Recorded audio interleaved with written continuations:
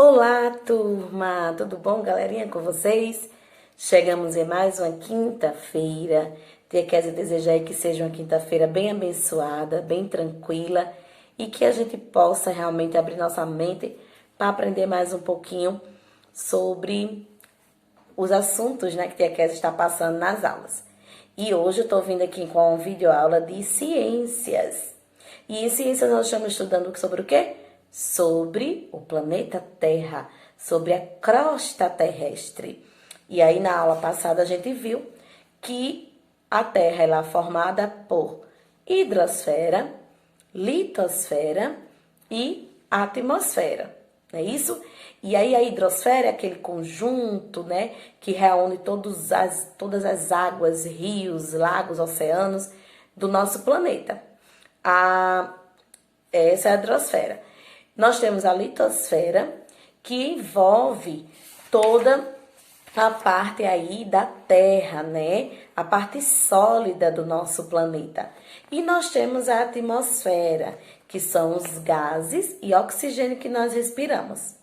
E hoje a Tia Kézia vai trazer uma aula bastante legal sobre a litosfera, que é aí a nossa parte, né, de solo, a parte sólida do nosso planeta.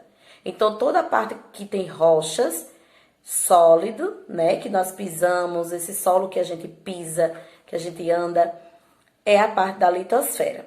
E aí a litosfera, a gente viu que a crosta terrestre, ela é dividida em partes, que são chamadas de placas tectônicas. É como se fosse um quebra-cabeça. Então, a crosta, ela é toda formada por essas placas tectônicas. E essas placas tectônicas, elas estão em constante movimento. Acontece que quando elas se movimentam além do normal,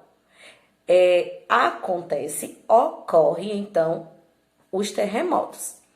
E aí, na página de vocês, do livro 128, vem falando que os terremotos são tremores, né, causados por movimentos bruscos das placas tectônicas.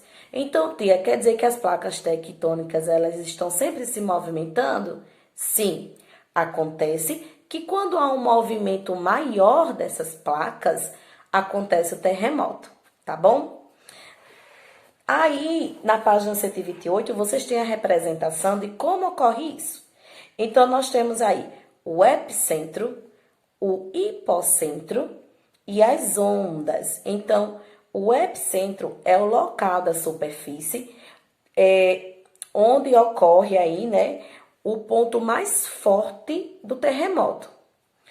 O hipocentro é a região da crosta onde se origina o terremoto. Então, o terremoto, ele se inicia no hipocentro e aí o epicentro, que é o local aí da superfície que fica próximo a esse hipocentro, faz com que o terremoto ele seja mais forte. Abaixo na figura, a gente tem as ondas sísmicas, que são as ondas que se propagam, ou seja, que se espalham, causando os abalos, certo? E aí, quando essas duas placas elas se encontram, com tremores bem mais fortes, ocorre aí o terremoto. Na página seguinte, 129, vocês têm os tsunamis. O que são tsunamis? Tsunamis são ondas gigantescas que ocorrem no oceano. E aí, ela também ocorre por movimentos bruscos dessas placas tectônicas. Só que, no caso, ela ocorre aí nos oceanos, certo? Então, por isso que esse movimento, quando ocorre nos oceanos, quando elas se movimentam rapidamente e bruscamente, elas fazem com que o oceano se forme aí uma onda gigantesca, certo? Que chega a chegar na praia onde a gente frequenta, né, para tomar banho. E aí ele tem uma representação, mais ou menos, simplificando um tsunami. Então, a altura da onda é baixa no oceano aberto. O que acontece quando o tsunami se forma? Essas ondas, elas chegam ao nível mais alto E aí acaba atingindo parte da praia, né, onde as pessoas moram, e chega a fazer certos alagamentos. E aí ocorre que algumas pessoas ficam desabrigadas, é um processo bem triste, mas infelizmente ele acontece aí na nossa crosta terrestre. O próximo são os vulcões. E aí, o que são os vulcões? Os vulcões são estruturas onde ocorre a expulsão do magma.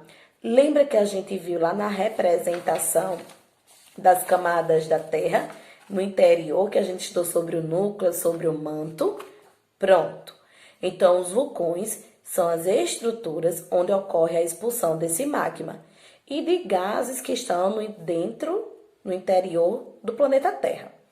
E aí, na página 129, vocês têm mais ou menos a representação de como ocorrem os vulcões.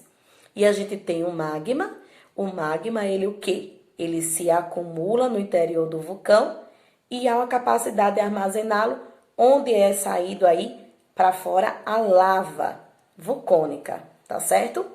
Então, galerinha, vocês vão ficar agora com um vídeo explicando melhor como se dá o processo e a formação dos vulcões, dos terremotos e dos tsunamis.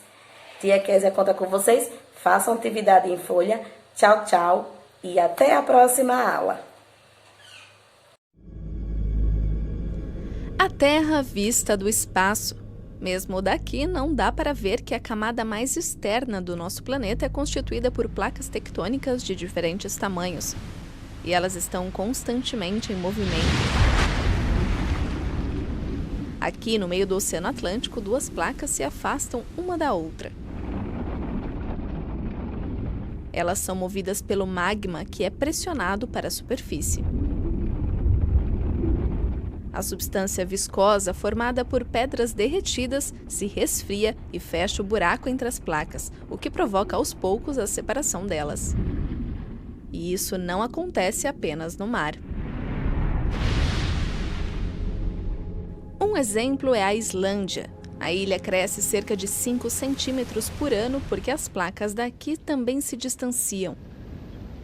E por isso os terremotos acontecem com frequência no país. Mas eles são fracos e não causam muitos danos. Tremores de terra mais fortes podem ocorrer onde as placas tectônicas se aproximam e colidem umas com as outras, como por exemplo na Ásia, a milhares de quilômetros de distância. Aqui a placa indiana se choca com a eurasiana. A força dessa colisão se reflete nos Himalaias.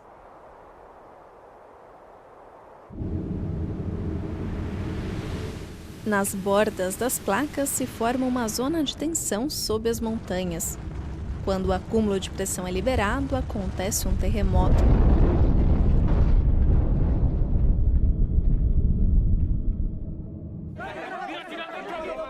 Em 2015, um abalo sísmico de 7,5 graus de magnitude destruiu casas e templos no Nepal. 1.000 pessoas morreram. Na costa do Japão, duas placas tectônicas também se chocam com frequência. É onde a borda de uma das placas entra embaixo da outra, levantando parte dela. Esse movimento é a causa de uma das maiores catástrofes naturais, o tsunami.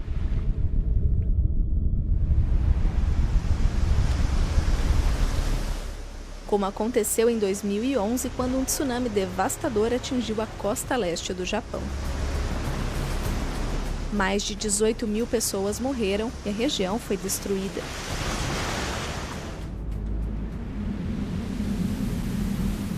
Na costa oeste dos Estados Unidos também acontecem terremotos. O motivo aqui, a falha San Andreas.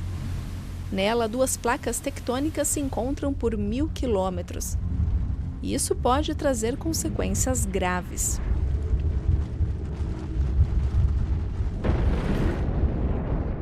No momento, a placa está acumulando energia. Para muitos pesquisadores, é como se a região estivesse sobre um barril de pólvora.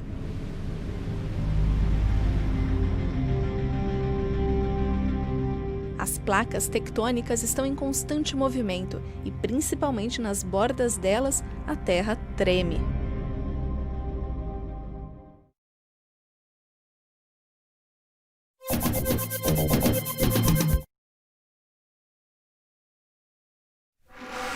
A maioria dos vulcões fica no Círculo de Fogo do Pacífico. A região é onde as placas tectônicas se encontram e tem uma atividade sísmica intensa. As placas são grandes porções de rocha que formam a superfície terrestre. Elas se movem sobre um leito de magma e estão na origem de 2 tipos de vulcão.